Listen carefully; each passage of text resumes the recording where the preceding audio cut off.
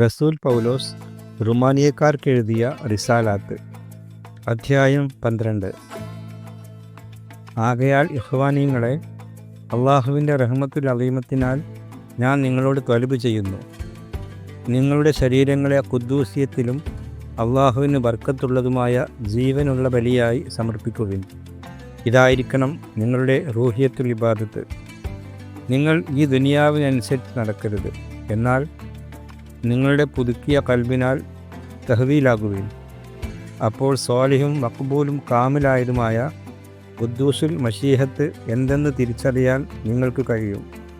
എനിക്ക് ലഭിച്ചിരിക്കുന്ന നിഅമത്തിനാൽ എല്ലാവരോടും ഞാൻ പറയുന്നു, നിങ്ങൾ ഉള്ളതിലധികം ചിന്തിക്കരുത്. പിന്നെയോ അള്ളാഹു ഓരോരുത്തർക്കും നൽകിയിരിക്കുന്ന ഈമാൻ്റെ അളവനുസരിച്ച് നിങ്ങളെക്കുറിച്ച് ഹഖീഖത്തായി ചിന്തിക്കുവിൻ. നമുക്ക് ഒരു ശരീരത്തിൽ അനേകം അവയവങ്ങളുണ്ടല്ലോ, എല്ലാ അവയവത്തിൻ്റെയും പ്രവർത്തനം ഒന്നല്ല. അതുപോലെ നാം പലരാണെങ്കിലും അൽ മസീഹിൽ ഏക ശരീരമാണ്, ഓരോരുത്തരും തമ്മിൽ അവയവങ്ങളുമാണ്. നമുക്ക് ലഭിച്ചിരിക്കുന്ന നിയമത്തനുസരിച്ച് നമുക്കുള്ള വരങ്ങളും വ്യത്യസ്തങ്ങളാണ്.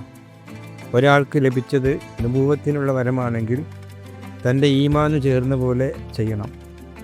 ഖിദ്മത്തിൻ്റെ വരമാണെങ്കിൽ ഖിദ്മത്ത് ചെയ്യുന്നതിലും, താലീമാത്തിൻ്റെ വരമാണെങ്കിൽ താലീമാത്ത് ചെയ്യുന്നതിലും ആയിരിക്കണം. പ്രോത്സാഹിപ്പിക്കാനുള്ള വരമാണെങ്കിൽ പ്രോത്സാഹിപ്പിക്കട്ടെ. സ്വതക്ക ചെയ്യുവാനുള്ള വരമാണെങ്കിൽ അത് സ്വതക്കയായും, നയിക്കുവാനുള്ള വരമാണെങ്കിൽ കരുതലോടെയും, റഹ്മത്ത് കാണിക്കുവാനുള്ള വരമാണെങ്കിൽ സുറൂറോടെയും ചെയ്യട്ടെ. നിങ്ങളുടെ മുഹബ്ബത്ത് ആത്മാർത്ഥമായിരിക്കണം.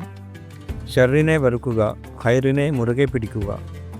നിങ്ങൾ തമ്മിൽ ഇഖ്വാനീങ്ങളെപ്പോലെ മുഹബ്ബത്ത് വെക്കുവിൻ. തമ്മിൽ ബഹുമാനിക്കുന്നതിൽ ഓരോരുത്തരും മുന്നിട്ട് നിൽക്കുവിൻ. വലിയ ഉത്സാഹത്തോടെ റൂഹിയത്തിൽ ഹമാസത്തുള്ളവരായി റബ്ബിന് ഖിദ്മത്ത് ചെയ്യുവിൻ. പ്രത്യാശയാൽ സആദത്തിലാകുവിൻ.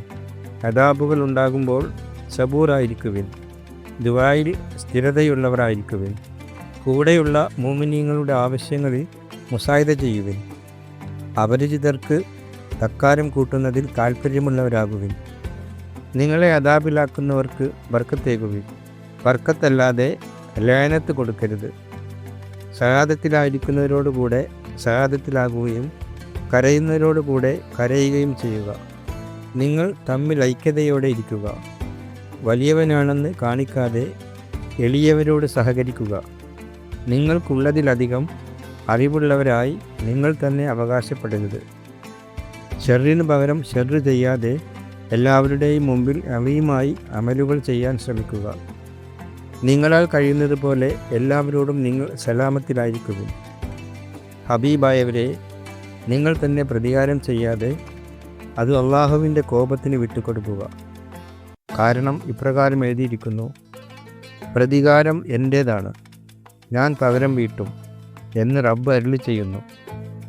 മാത്രമല്ല, നിന്റെ ശത്രുവിന് വിശക്കുന്നെങ്കിൽ ഉജീനം കൊടുക്കുക, ദാഹിക്കുന്നെങ്കിൽ കുടിക്കാനും കൊടുക്കുക. അങ്ങനെ ചെയ്താൽ നീ അവൻ്റെ തലയിൽ തീക്കനൽ കൂന കൂട്ടും. ഷർറ് നിങ്ങളെ തോൽപ്പിക്കാതിരിക്കട്ടെ. ഷർറിനെ ഖൈറ് കൊണ്ട് ജയിക്കുക.